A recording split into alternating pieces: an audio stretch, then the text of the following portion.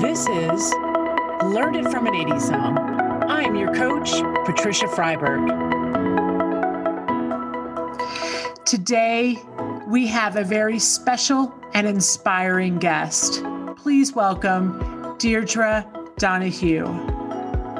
Deirdra is the Vice President and the Director of Equity and Inclusion with Leo Burnett Group Agencies. She is the Equity Inclusion Lead for the Publicist Group of creative agencies in the U.S. She is responsible for creating a culture where people have a sense of belonging and can access equitable opportunities. Deirdra helps employees feel empowered and that being supported is the norm. She is a certified coactive coach who provides personal and professional development coaching both in the agencies and as a private coach. Welcome, Deirdra. It's so great to have you here today. And I feel like no time has passed, even though it's been quite a few years. How Deirdra and I know each other actually was, I was the Pilates manager over at East Bank Club in Chicago. And I was so fortunate enough to get to train Deirdra for many years while I was there. And she had a toddler at the time. Her name was Perry, and she was the most precious girl I'd ever seen. And she was so curious about the Pilates studio, I remember. And now I couldn't believe it when you told me that Perry is a freshman at Seton, and that you just sent her off to college this week. I did. Patricia, it's so nice to be here with you today. Excuse me. And I'm really excited about this conversation that we're going to have. And I met you when I was a lady who lunched. And so Pilates during the middle of the day was one of the luxuries that I had while I was caring for this toddler. But yeah, now she's a freshman at Seton Hall. She's studying biology, and she's on the volleyball team. She's on volleyball scholarship. So that's really exciting. Wow. It's so incredible. And she could not be more beautiful like her mama. Oh, that's for sure. Sweet. That's so sweet. Well, I'm so happy. Great kid. Yes, great. Yes. And I'm so happy to have you here today. So this is the part of the show where we get to have the big reveal as to, what song we're going to be talking about today. So can I get a drum roll, please? Deirdra, what is the song that best resonates with the story you're going to tell us today? The song that I chose is Fight the Power by Public Enemy. Yes. And the timing was amazing because last week, when you told me your song, because she and I went back and forth on what song to choose. Sometimes it's a challenge to pick a song, but the process is so much fun. And I was so thrilled to get to listen to that song and really look at the deeper meaning of the song. And so it came in right at the late 80s. So it was the summer of 1989.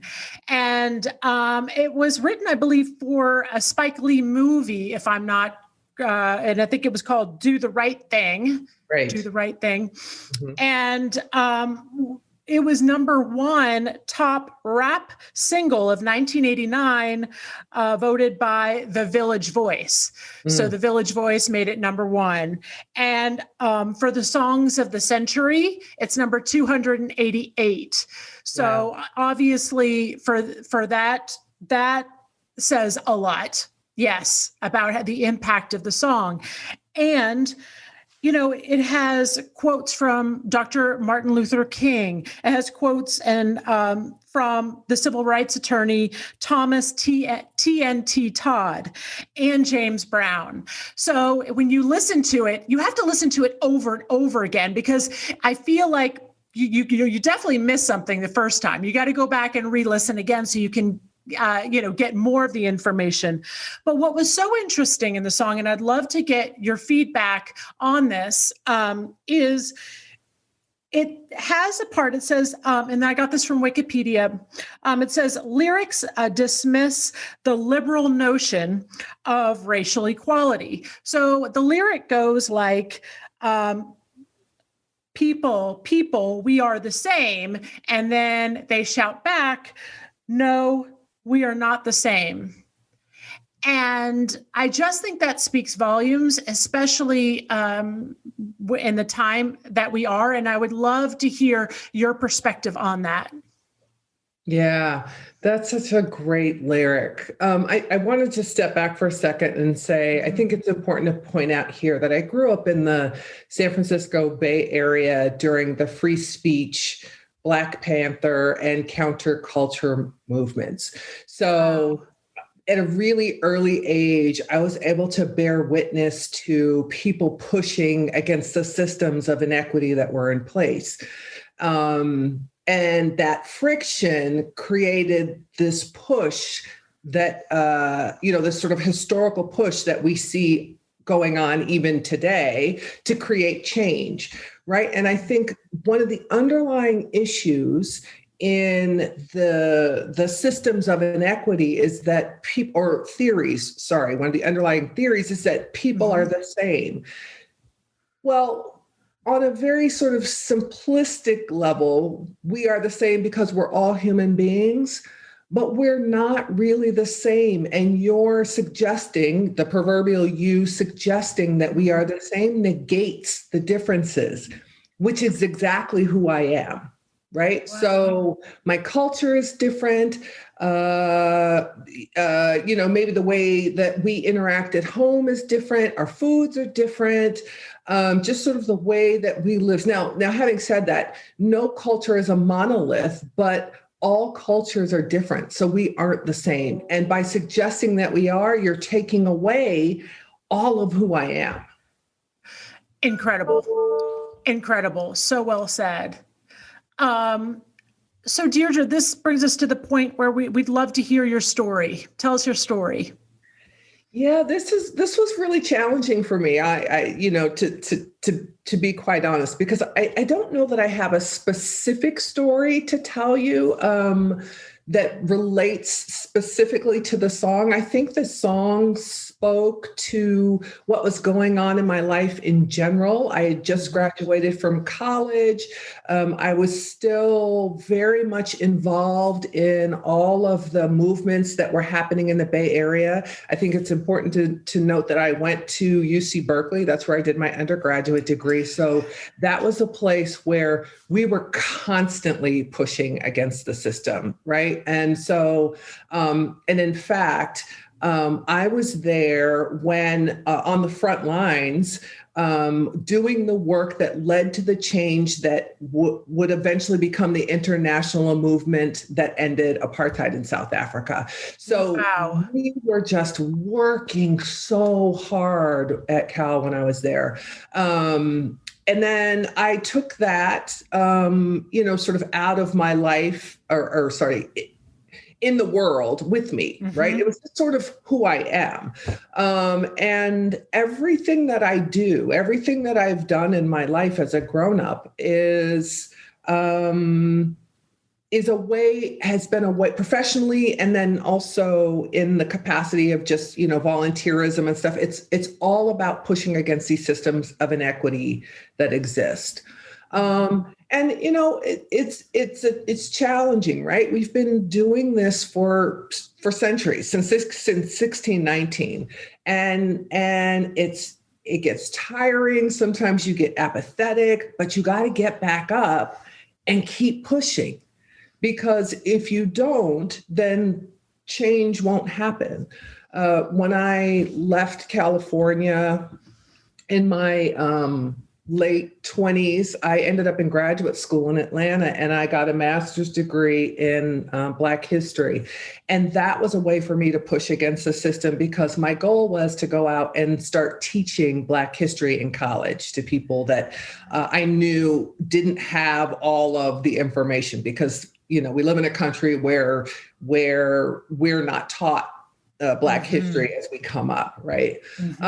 So everything that I've done has been in the vein of pushing against the system.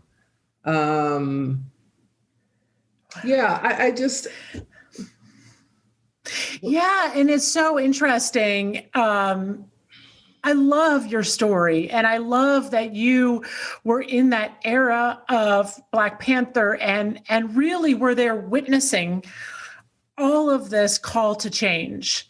I was. And how interesting is it that, you move forward and you study Black history, you have a baby, you're taking care of the baby, and now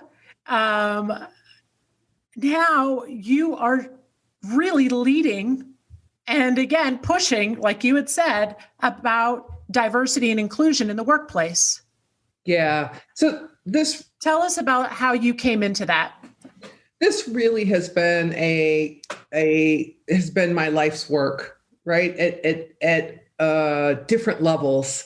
And so I work for a major advertising group, and I have recently been put in charge of the equity and inclusion efforts for that group, which consists of about maybe 6 advertising agencies. So I'm the person that's responsible for ensuring that all of the agencies ladder up to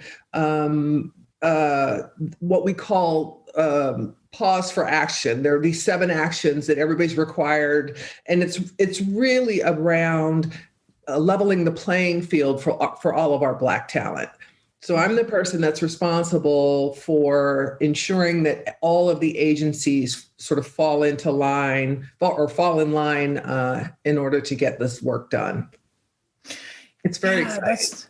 That is so exciting. And I can't imagine a better person for the job, given the history and your life's work. Like, truly, you are living in your purpose. Yeah. And, and here, last, week or 2 weeks ago, from when this podcast airs, I'm feeling so optimistic. There are 3 words to describe how I was feeling with the inauguration. I was feeling unity. I was feeling hope. And I was feeling progress. But that doesn't mean we stop working. This is not the end game. We have a woman vice president. We have, a Black vice president. We also have an Indian president. So, vice president. But this is just the beginning. Like, we need to continue. It is just the beginning. I mean, this is the kind of thing that we will, and we've seen it in the past, and we're going to continue to see in the future, that there are starts and stops along the way. You're going to have to assess what's happening at any given point and sort of take a look and see if it's working the way that you want it to or intended it to. Maybe you scrap some things, right, and redo them. But this is an ongoing process. This work around being inclusive and being equitable and fair there's no end game to this. This is going to be something that we are constantly working to ensure that it remains in place the way that it's supposed to and is doing the job that it's supposed to do. Very good. I'd love to hear your feedback on, last year, when the protests were happening, I put the Black square on my Instagram, Black Lives Matter. But I thought to myself, this really isn't enough. This isn't enough. So I really took it upon myself, to reach out to my friends in the Black community, who I'm inspired by. And Deirdra, you certainly are that person. And I've had many others on. And I was excited to celebrate their achievement. I was excited to elevate women. And I was also excited to elevate women of color. And I felt that, that was one way that I could try to get the message out and to make a difference and to show my support and celebrate the diversity. What else, can we do? What else can we do? Yeah, that's a great question. I think the things that you do are important. We need people to be celebrated. We need people to be Black and brown people and women to be put out in front so that people recognize that we're doing great things and that, we're out in the world contributing in big ways. But I think one of the really important things that people need to do is the work of being an anti-racist, right? And that simply means that you are sort of doing what I do or have always done, and that's like pushing back, right? So it's great to celebrate, but it's also really important to push back on people when they say things, or push back on, when you see things that are wrong, or when somebody says something out of line I recently posted something on LinkedIn that I saw in the New York Times. It was about the difference between calling out and calling in. And I like the idea of calling. I think automatically I might say you just call somebody out, but I think I like the idea of calling people in better because it's a more kind way of doing it, mm-hmm. right? So, but it's this idea that you're saying to someone in your family or one of your friends, listen, that's not okay. You can't say that, or you can't do that. And then help them to understand why, right? So what happens is that people are, generally speaking, even when they know it's wrong, people tend to be, I don't know if apathetic is the right word, but maybe reticent about kind of checking people. Mm-hmm. And saying, hey, leaning over and going, hey, that's not okay. And here's why. And we need to do more of that, right? And because people need to understand what is okay and what isn't and why. And part of what I think is really important about this work, I'm a really big believer that we've got to create relationships with each other. And I don't mean relationships where we're inviting each other over to, our homes on Saturday nights for dinner. Well, that might be nice. That's a little idealistic. It's not exactly what I'm talking about. Well, when you're in SoCal, you've got to come over. What I'm talking about really is this idea that we've got to humanize each other, right? And I think that that's a big part of what's missing here.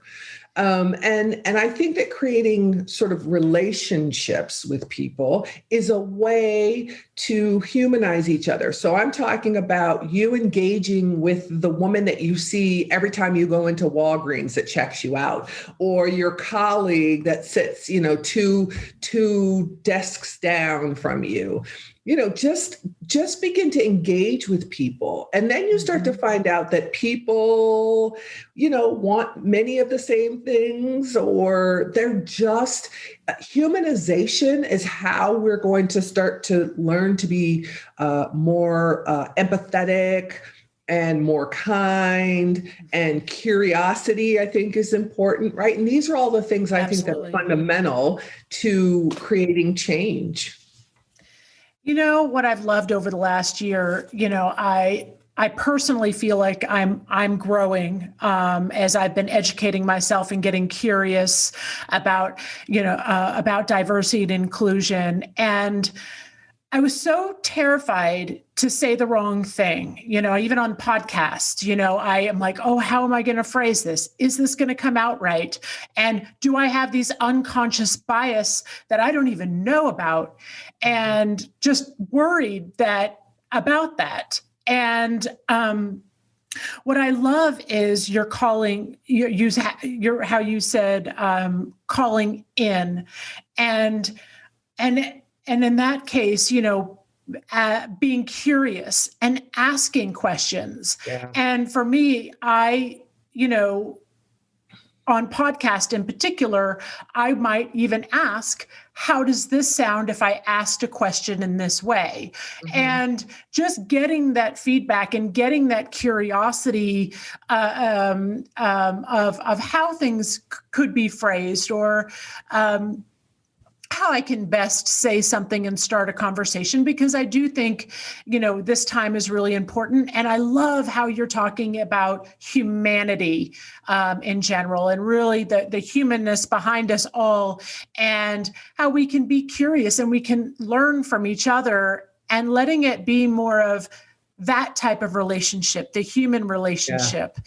Yeah. Love that. Love that. I think that's so important, Patricia, because here's the thing. So race is an uncomfortable subject matter for the vast majority of people, right? And I think that people have to get comfortable with the idea that it's just uncomfortable. And it's likely that you're going to say the wrong thing at some point or do the wrong thing. But on the other side of the fence, I think that it's incumbent upon the people to understand that, sort of differentiate between the people that are trying to do better and be better. And so if you call someone in, it's still a way of sort of checking them, but you're not embarrassing someone. You're not making them feel crappy about the fact that they said the wrong thing. Because once people begin to be ridiculed for something, that they no longer hear anything you say after that, right? So it doesn't make sense for me to blast you for saying something improperly when I can see that you're trying to improve, right, your understanding and your knowledge around race-based and social justice-based issues. So why not, just sort of pull you aside and say, listen, this is the deal with this, so that you don't make that particular mistake again. And that is part of, I think, that's part of our ability to be empathetic with each other, right? Like, I need you to understand this and you want to learn. So let's meet in the middle and get this done. Yes. Yeah. And I'm curious how, you working with as many advertising companies as you do, how does your role kind of unfold in the workplace? And are you having these types of conversations? Yeah, I am. I do a lot. So what's really great about my role, which is not, there are a lot of these roles opening up, these leadership roles around diversity, equity, and inclusion, opening up in corporate entities around the country. One of the things that makes mine particularly special is that, which is not often the case, is I am part of the executive leadership team. So that gives me access to all of the high level people, right? I'm right at the table. And I get to say the things that are necessary, and I get to push in ways that are important and critical to the work. And I'm in a position and in a situation where I'm not sort of filtered in a way that a lot of my counterparts are. So I have these conversations all the time with leadership of the various agencies. And I tend to latch on to people who get it. And then we start to push the agenda through. So somebody who might be an EVP of, some part of the agency, and they're trying to do the work with their team, I latch onto those people so that we can kind of put all the pieces, work to put the pieces of the puzzle together to get to create the change. That's wonderful. So do you find that you're doing a lot of awareness training, making people more aware? Yeah. So I have a background in teaching college. I did that for almost 5 years. And so in the role that I had just before this one, I was on the learning and organizational development team. So as COVID hit, we started to take the opportunity to create workshops that were educational opportunities, developmental opportunities, so that people could start to understand what was going on, right? Why were all these protests happening? Really to understand beyond what they were seeing on the nightly news. And that was so much fun for me to do because I was helping to educate my colleagues. Many at the time I knew and some I didn't know, right? And then because our agencies started to become interconnected at that time, I started being able to educate people that I didn't know, but I was able to develop relationships with people.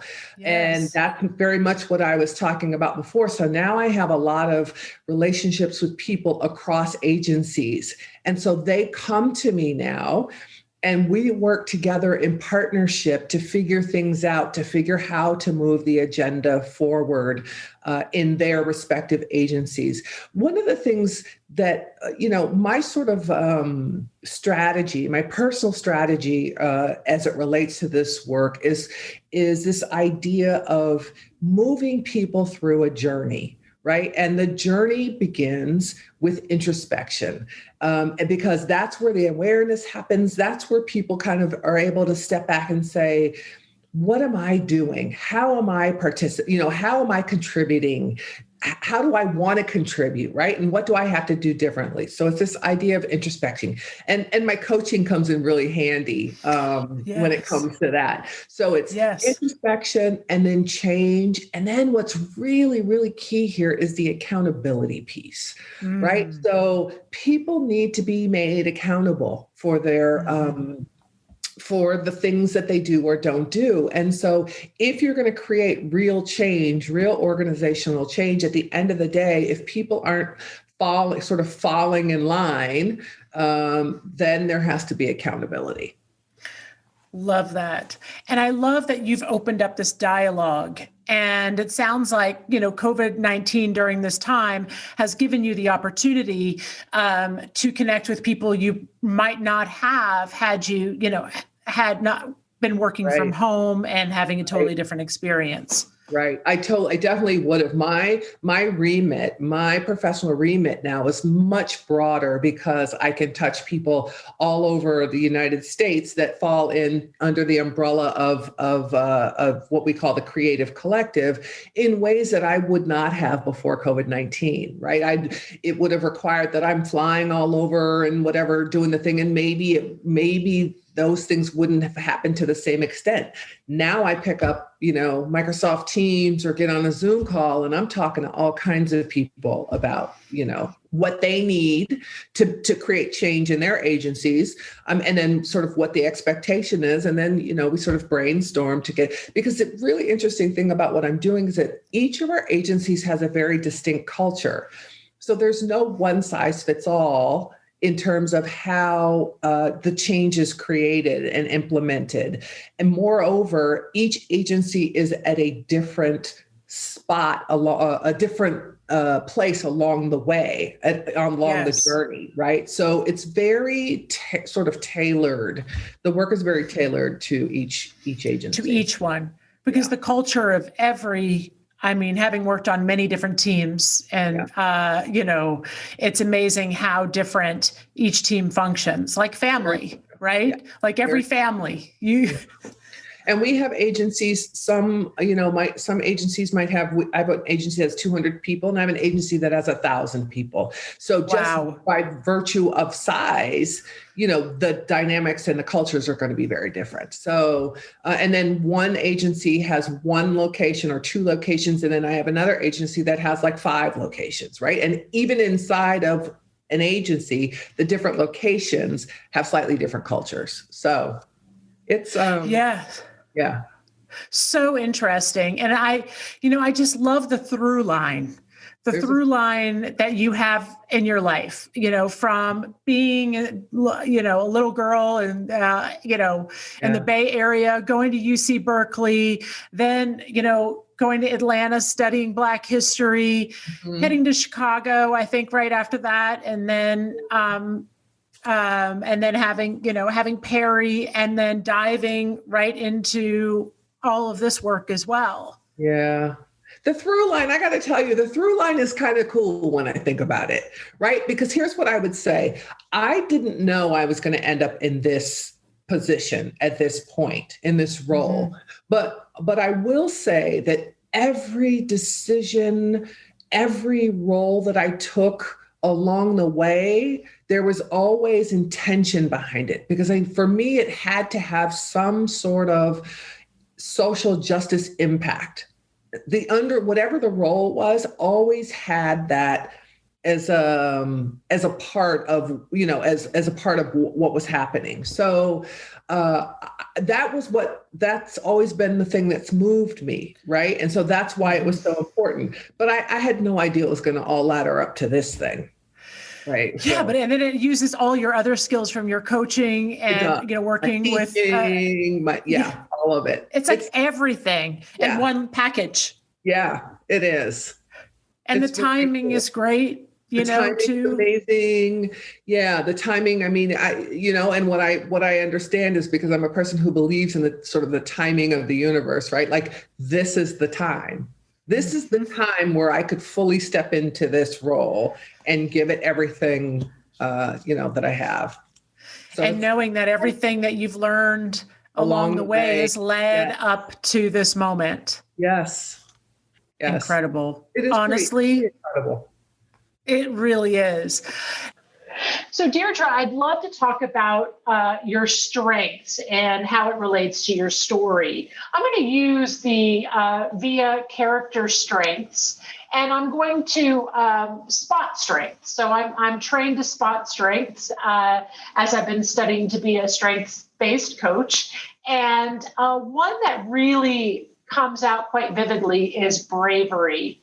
As you spoke in your story about how you always push the boundaries for social justice, because the definition of bravery is not shrinking from strength, challenge, difficulty, or pain. It's speaking up for what is right and what is just. You're acting on convictions, even if unpopular. So all of this is coming from Dr. Nemec's book. It's Character Strengths Interventions. And this is the VIA Strengths Assessment that you can take, and it's completely free. It's great knowledge. Another strength I see is spirituality. It is linked to compassion, altruism, volunteerism, and philanthropy. Having coherent beliefs about the higher purpose and meaning in the universe. So looking at your story, altruism is right there. It's the work that you're doing for the greater good. Another one to look at is gratitude, being aware of and thankful for good things. Why I chose gratitude was because it's also linked to achievement, work satisfaction, and more specifically, work callings. So people who have gratitude in as their top strengths will have work callings. And I do believe that this through line that we talked about with your story, you are doing exactly what you were supposed to be doing. And that 100% is a work calling. Then we look at love. I see love. It facilitates empathy, tolerance, and forgiveness. And when people have love in their top 5, you really feel it, number one, because it's genuine. They're genuine people, and they reciprocate that warmth. So you'll feel a warmth from them. So once again, these are taken from the VIA Strengths Assessment, and I do feel like this just sums your story up, and definitely these character strengths are evident in your story and in you. Does that resonate at all? You just completely hit the nail on the head, the proverbial head, with all of that. All of those things are my drivers. And if someone asked me to name them, those are the things that I would have said for sure. I really like the fact that you identified the bravery thing, because one thing that I recognize myself is that I am what other people might sort of, and bravery sounds a little, I don't know, it sounds a little cheesy to me, but what I would say is that I have always been in every capacity, even as a little girl, I've always been the person who'd speak up when other people were afraid to. I'd raise my hand, or I'd say to somebody, that's not right, or whatever, right? I guess that's bravery, but I just feel like for me, it's responsibility. Right. I feel like I can't not do those things. Yes. Yes. And, having the altruistic thing you were talking about. Absolutely. It all goes beyond who we are. It goes beyond years. It transcends. Right. Yes. So great. Making a difference, making that ripple effect that will continue. Yeah. Because here's the thing that I would just sort of point out to back that up. I believe that the reason that we are here in this life, or, I'll stick with this life, is for the sole purpose. And I say soul, SOUL versus SOLE, right? The sole purpose of navigating the experiences that show up in our lives. Right. And I believe that we are supposed to do that with the least amount of friction and the greatest amount of love. And so that speaks to your sort of insight around the idea of love being part of the push, because I think that's the point. Absolutely. That's so great. So I love a little action item for our listeners today. So speaking that this is Black History Month, and do you have an action item for everybody that we can implement? Oh, let's see. That's a great question. So I would say the action item, a very sort of general action item, would be active in the way that you show up, right? And be intentional. Think about what kind of contribution you want to make in the world, as specifically as it relates to the time that we're in this country with social justice, around social justice issues. And then pick a thing that's going to help you be better, to show up better. So what does that look like? Does it mean picking up a history book and better understanding how racism came to be, or the idea that racism is a social construct, or better understanding or creating relationship with someone in your sphere who is someone of difference, and learning about them, right? People always want to talk about themselves. And if you approach someone in a really genuine way, wanting to understand and learn more about that person, the walls will come down and people will open up, because people want to engage. That's just how we're made. Right. Oh, I know. I was going to say systemic, learn more about systemic racism and how the kind of impact that has on Black and brown people. So just take responsibility for showing up, for changing the way that you show up in the world. Yes. And, for me, even listening to this Public Enemy song, on repeat, and, and then really listening to the lyrics and trying to understand, and the Village Voice making it number one, it's like clearly it had a lot of messages in there, and that really resonated during that time period, and continues to resonate. It really does. So it's so good.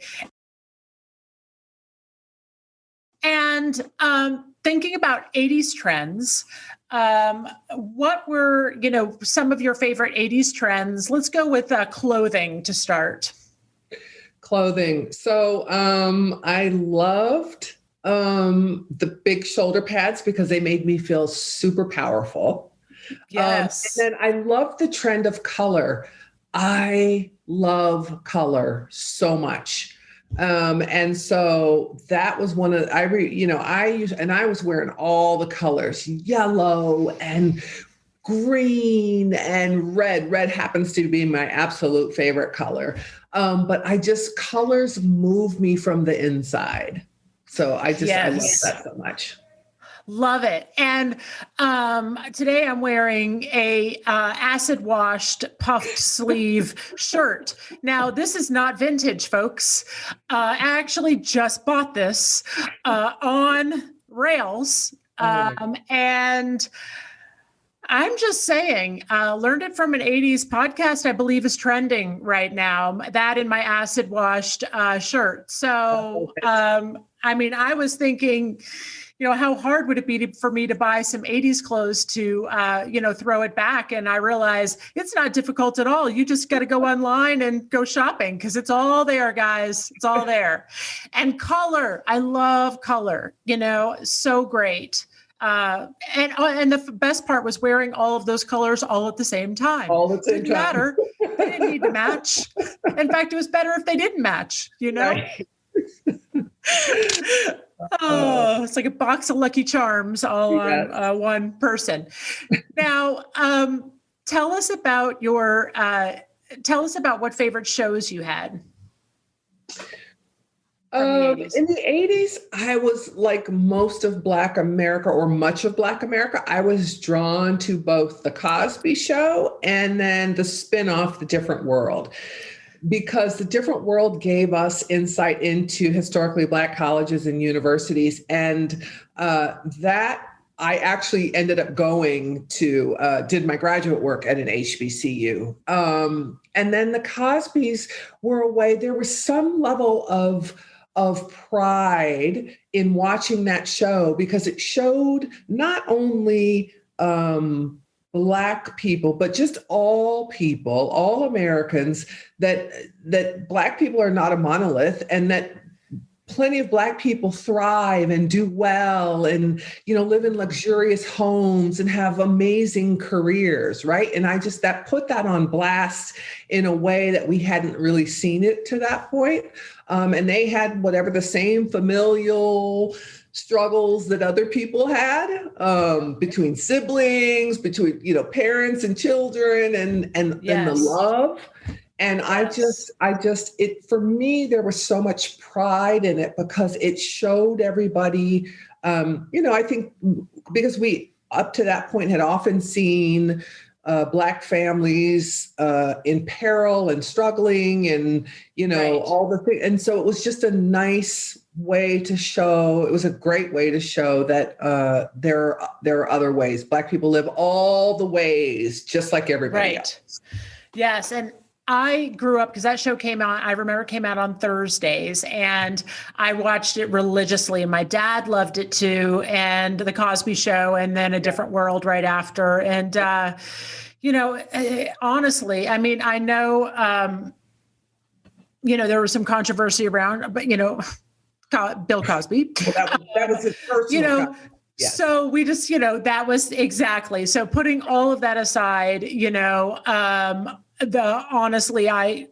Mrs. Huxtable was a lawyer, and, and then Dr. Huxtable, and beautiful, right? And yes, together and smart and all the things. Yes. Yeah, absolutely. And they were, it was just such great shows. And I was really grateful that those shows came around during that time as well. Just, I feel like it really, like you said, shed a light on diversity and in a very positive way. Yeah. And the realities of Black life in other ways than we were typically accustomed to seeing. So, yeah. Yes, 100%. Mm-hmm. Well, I am so grateful to have you here. And I actually would love to have you on again because you have so much knowledge and like trust in the workplace. Like, I want to talk about that. And so if you could ever come on again, Deirdra, so we can talk about that, I'd love to have you back. And I would love it, Patricia. I could talk about this stuff all day because this is I feel like this is my life's work. As I mentioned, I've done these types of things in like at different levels, at different point in my life, but it's the thing that just, it propels me forward. I feel like it's my responsibility. So yes. Well, I'm always happy to talk about this stuff. Everybody wants to engage. I do. Like, you are a wealth of knowledge, and I so appreciate you being with us today. If people want to bring you into their businesses or consult with you, how do they get a hold of you? Oh, wow. That's a great, thank you for that. So I can be reached. You can find me. My website is acoachsmith.com. So you can find me there. And my Gmail account is acoachsmith@gmail.com. Perfect. Great, you guys. Wealth of knowledge. Thank you again for being here. Until next time.